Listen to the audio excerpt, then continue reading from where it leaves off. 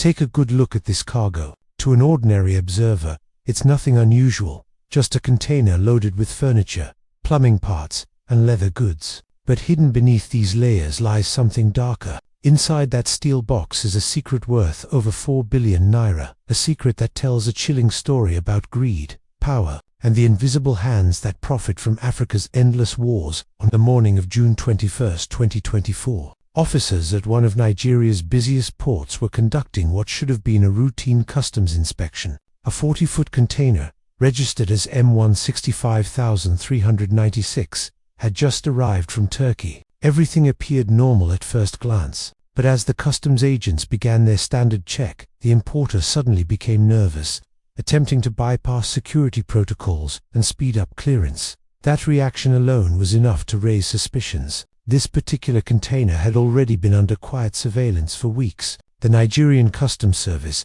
had been monitoring its movement ever since intelligence flagged irregularities in the paperwork and shipment routes. So, despite pressure from the importer, the officers decided to proceed with a full inspection. What they found next would leave even the most seasoned officers speechless. After cutting through the first layers, a neat arrangement of doors, furniture pieces, plumbing fittings, and leather bags, they reached something unexpected. Tucked beneath the cover goods was a cache of weapons unlike anything they'd seen in recent years. Inside was 764 Tomahawk black pump-action rifles, 10 Vena silver pump-action rifles, 50 Vena double-barrel rifles, and 20 Vena single-barrel models. But that wasn't all. Boxes of high-grit Stelling ammunition and 70mm plastic shotgun shells filled the remaining space. This was not a random collection of firearms. It was an arsenal, one that could arm an entire battalion, yet no one could immediately tell who it was meant for, or how it had slipped past so many checkpoints before reaching the port. For Nigeria, this was just the latest discovery in a much larger, older story. Across the continent, an estimated 40 million illegal weapons circulate freely, and over 6 million of them are believed to be in the hands of civilians living in Nigeria alone. The natural question is how? If customs and security agencies frequently seize illegal shipments like this, why do the numbers keep growing? Who keeps feeding this never-ending supply? To understand this, we need to go back a few years to a report that briefly surfaced in 2019. According to Premium Times, a sitting governor from one of Nigeria's southwestern states was accused of illegally importing massive quantities of arms and ammunition during his time in office. The shipment allegedly included 4 million rounds of ammunition, 1,000 AK-47s, 1,000 bulletproof vests, and even an armored personnel carrier. When the news broke, the governor dismissed the allegations, claiming he had proper authorization from then-President Goodluck Jonathan. He even presented paperwork, a duty waiver for importing 13 armored vehicles. But what the documents didn't cover were the AK-47s or the millions of rounds of ammunition that had reportedly entered through the same channels. So, how did he manage to bring in that much firepower unnoticed? Between 2010 and 2017, Nigeria imported roughly 21.5 million firearms and rounds of ammunition, many through unofficial or fraudulent routes. And between 2018 and 2024, the Nigerian Customs Service claims to have intercepted over 10,000 firearms and nearly 15,000 rounds of ammunition, with an estimated market value of 9.5 billion naira.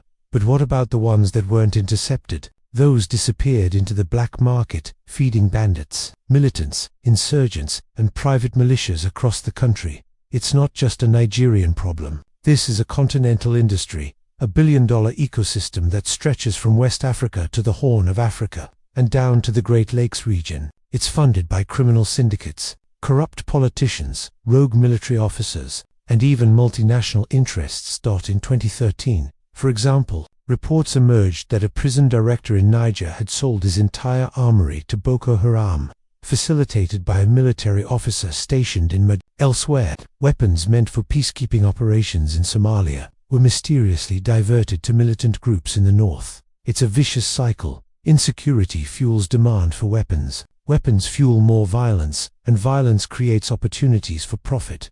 But to truly understand how deep this goes, we have to look beyond the seizures and the headlines to the web of connections that make this trade thrive. You see, war itself is a business. The global arms market is valued at over $360 billion, and that figure only continues to rise. Every conflict zone, every rebellion, insurgency, or counter-terrorism operation generates billions in contracts for manufacturers, dealers, and logistics firms. For every government buying weapons to defend itself, there's someone supplying weapons to the rebels fighting that same government. And in Africa, the lines between these sides are often blurred. Take a closer look at the Sahel region, a vast belt stretching across countries like Mali, Niger, Burkina Faso, and Chad, according to a 2022 report titled The West Africa Sahel Connection. There are roughly 12 million small arms in circulation here alone. Weapons flow through these borders almost as easily as cattle or fuel. Countries like Benin, Ghana, Cote d'Ivoire, and Niger act as transit hubs. Containers arrive by sea from Turkey, Serbia, Ukraine, or the Balkans, and then get quietly rerouted through smuggling corridors into the hinterlands. But the most critical turning point came in 2011, when NATO's intervention in Libya toppled Muammar Gaddafi. That war unleashed something catastrophic: the looting of Libya's vast weapon stockpiles. Thousands of assault rifles, RPGs, anti-aircraft guns, and ammunition caches vanished overnight. Those weapons didn't disappear, they simply changed owners. From Libya, they flowed southward, through Niger's desert routes, into Mali, and across to Burkina Faso and Nigeria. Within a year, the same weapons once used by Libyan soldiers were being wielded by jihadist militias in the Sahel. But here's the twist: not all these arms come from foreign sources. Some are locally produced right here in West Africa.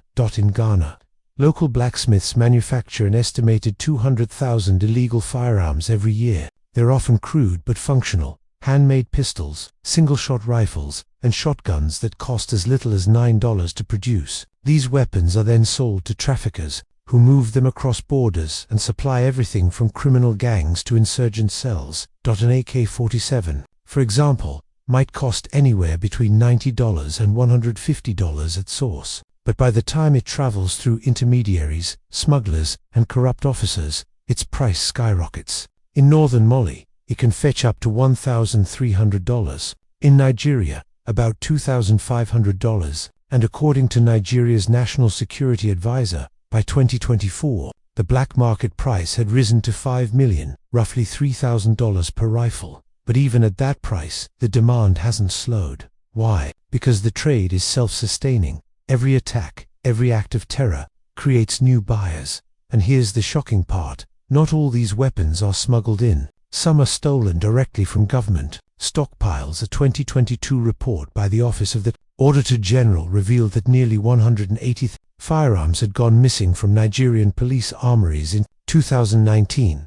That included nearly 89,047,000 of other rifles and pistols. The question that followed was obvious: who took them? And more importantly, who's now using them? Because the same rifles that vanished from police storage rooms somehow reappear months later in the hands of bandits, terrorists, and armed robbers across the country. This isn't coincidence. It's logistics. The same networks that move contraband, drugs, oil, even people, are the ones now moving weapons. The borders between Nigeria, Benin, and Niger have become invisible lines, managed by cartels that operate with near-military precision. A few years ago, Nigerian authorities arrested 5 men posing as motorcycle riders along the Nigeria-Benin border. Hidden beneath the seats of their bikes were AK-47 rifles and ammunition magazines. Those same weapons were later traced to multiple robberies and kidnappings across the region. These weren't random criminals. They were part of an organized chain, the final link in a system that starts thousands of miles away,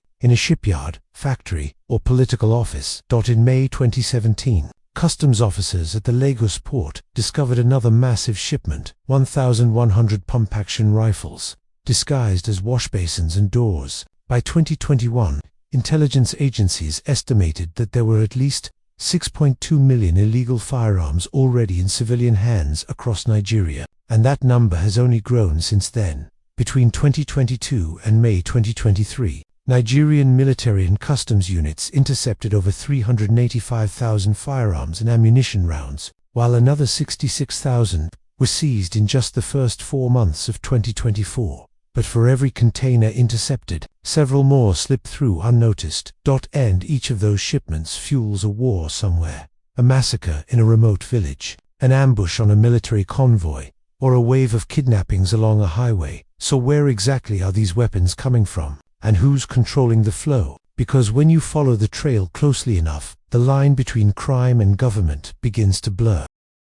To truly understand the machinery behind Africa's illegal arms trade, we have to travel along the routes that make it possible. Roads that cut across deserts, forests, and borders that exist more on paper than on the ground. West Africa, for instance, is now recognized as one of the largest arms trafficking corridors in the world. Hidden within the legitimate flow of goods and people are networks that quietly move rifles, ammunition, and explosives. Some of these routes have existed since the days of the trans-Saharan trade, but instead of salt and gold, they now transport something far deadlier. One of the busiest arteries of this black market runs between Nigeria and the Benin Republic, a border so porous it's practically invisible. In recent years, several seizures and arrests have revealed just how sophisticated these smuggling operations have become. A report once published by Punch newspaper detailed how 5 members of a robbery gang were captured along this very route. They disguised themselves as motorcycle operators, blending in with locals,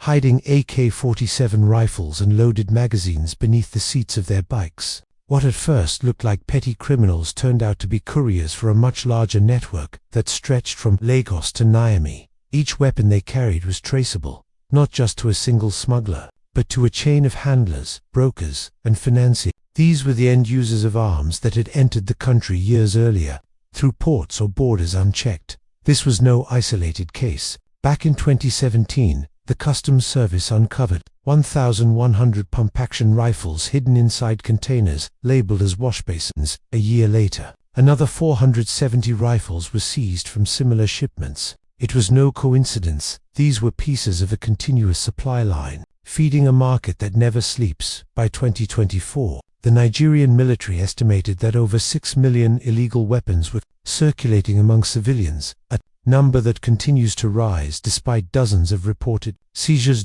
Because for every success story told by the authorities, there are 10 more shipments that make it through undetected. Across West Africa, the same pattern repeats. Weapons move through established smuggling hubs: Côte d'Ivoire, Ghana, Burkina Faso, Mali, Niger, and Nigeria. Each of these countries serves as a transit point, warehouse, or final destination. In Niger, traffickers move weapons from southern Libya, crossing the Sahara with convoys that once carried fuel and food. Some of these routes connect directly to northern Mali, southern Algeria, and Burkina Faso, where extremist groups are waiting to buy. Further south, Côte d'Ivoire has become an important hub, with arms shipments passing through border triangles linking Mali, Ghana, and Burkina Faso. Investigators have traced weapons seized in Nigeria, Mali, and Benin back to stockpiles originating from Ivorian warehouses. It's a vast web, but at its core lies one undeniable truth: Libya is the epicenter. Ever since the collapse of the Gaddafi regime in 2011, Libya's once secured armories have become open markets. Thousands of weapons from Russian-made AK-47s to Western-manufactured sniper rifles were looted, sold, and distributed across Africa. Smuggling syndicates took control of these stockpiles, selling them to the highest bidders: militias, separatist movements, mercenaries, and warlords. Weapons that once guarded Tripoli now kill villagers in central Nigeria. But not every weapon has to cross a national border. Many are built right here, inside the continent. In cities like Bamako, Accra, and Kumasi, underground gunsmiths operate hidden workshops, producing everything from hunting rifles to semi-automatic pistols. A study in 2023 found that nearly 80% of seized weapons in Mali's capital were of local origin, crafted by blacksmiths using scrap metal, vehicle parts, and stolen components. In Ghana, these blacksmiths produce nearly 200,000 illegal firearms annually. The weapons are then trafficked to neighboring countries by smugglers who disguise them within shipments of agricultural goods or household materials. Each locally made weapon might sell for just $90 to $150, but once it crosses the border and changes hands, its value multiplies. An AK-47 that costs $700 in Mali could sell for $1,700 in Burkina Faso, and by the time it reaches Nigeria's black market, it could fetch more than $5 million, about $3,000. Even this inflation hasn't reduced demand, because in places where the state cannot guarantee safety, people pay any price for power, and in Africa, a gun is power. But while demand drives the trade, corruption sustains it. Investigations by the Whistler revealed a deeply organized smuggling network operating along Nigeria's Idiroko and Seam borders. The system is run by individuals who call themselves crossers, people who specialize in moving contraband and weapons between Benin and Nigeria. These crossers aren't operating in isolation. They work hand in hand with corrupt customs officials, police officers, and local politicians, who either look the other way or actively facilitate the movement of goods. The investigation exposed major smuggling methods. The first is called flying through the approved border. In this system, smugglers pay partial duties on their shipments, usually half the value, and customs officers allow the goods to pass, as if fully cleared. Both sides benefit financially, while the illegal cargo vanishes into the market. The second method involves using unapproved routes, bypassing all official checkpoints. These are dirt tracks, river crossings, and forest paths that connect villages along the border. There are reportedly over 200 such illegal routes between Benin and Nigeria alone.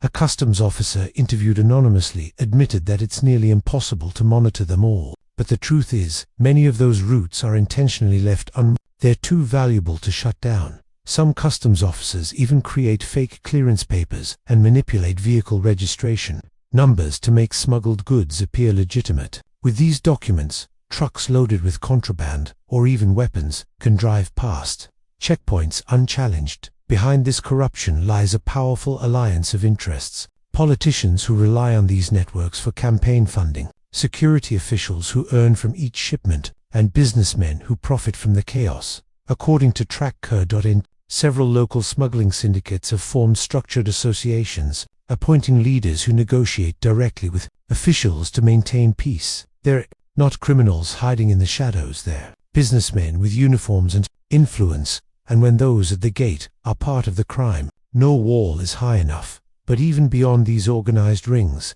countless small-time traffickers play their part. Low-level transporters, using motorbikes and old vehicles, move small quantities of arms across borders daily. Their trips are unremarkable, quick, discreet, and rarely checked. For them, this is survival. A single successful trip can feed a family for months. However, the real money flows higher up the chain in the organized rings that control the logistics and distribution. These networks operate from major cities and border capitals, coordinating shipments, routes, and payments. They employ corrupt soldiers, police officers, and border agents who provide insider information when patrols move, where checkpoints are light, which containers to flag as safe. In some cases, military-grade weapons are directly diverted or rented out by members of state security forces to private buyers. Some officers even sell weapons captured from militants back into the black market. This is how terrorism sustains itself through a pipeline of greed that starts in government storage rooms and ends in rebel camps. The results are devastating. In December 2023, coordinated attacks by armed gangs in central Nigeria killed over 100 people and wounded hundreds more. Months later, in April 2023, at least 74 civilians were massacred in Benue State. In August 2024, another assault by the same groups left 30 more dead, and just 3 months after that, an entire community was held under siege for 3 days straight. The weapons recovered from those scenes tell their own story. They weren't relics or makeshift arms, they were the same imported rifles once logged as missing in police records. Every bullet fired in those attacks traces back to someone who profited from it. This is the human cost of a trade that many still call business. Despite countless seizures, raids, and press conferences, the core of this criminal empire remains untouched. The real orchestrators, the financiers, brokers, and politicians remain invisible, shielded by power and wealth. In October 2024, Nigeria's National Security Advisor, Nuhu, announced that the federal government was investigating the Gulf of Guinea as a major route for arms trafficking into the country. The statement suggested that maritime corridors, not just land routes, were being used to bring in weapons disguised as commercial goods. It was a promising start, but months later, there were still no public prosecutions, no names, and no arrests of the powerful figures funding these operations. So, The question remains, how can a nation stop arms smuggling when the smugglers are protected by the system meant to stop them? Because in the end, the story of Africa's arms trade is not just about guns. It's about the collapse of trust in institutions, in leadership, and in justice itself. Every seized shipment is a headline, but for every container confiscated, another sails quietly through the night, carrying not just weapons, but the promise of more chaos. Then somewhere, in the shadows of power, someone counts their profit,